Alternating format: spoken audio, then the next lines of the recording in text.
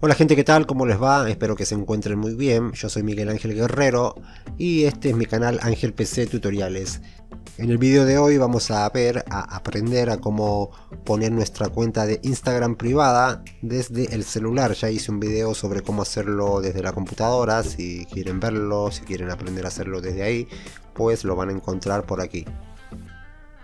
Bueno, estamos en la aplicación, vamos a poner nuestro perfil de Instagram privado, como les dije. Vamos a tocar acá abajo nuestra foto de perfil, acá. Una vez aquí, pulsamos en las tres líneas horizontales de arriba a la derecha, en estas. Pulsamos ahí y entramos en configuración y privacidad.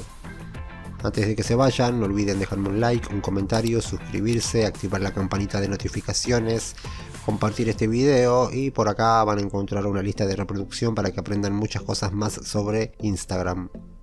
Bueno, ya estamos en configuración y privacidad. Vamos a bajar un poco hasta encontrar esto. Miren, dice ¿quién puede ver tu contenido? Y la primera opción, privacidad de la cuenta, es esa a la que tenemos que entrar. Entramos ahí. En mi caso está privada la cuenta, está activada esa opción. Ustedes la activan, obviamente la tienen desactivada.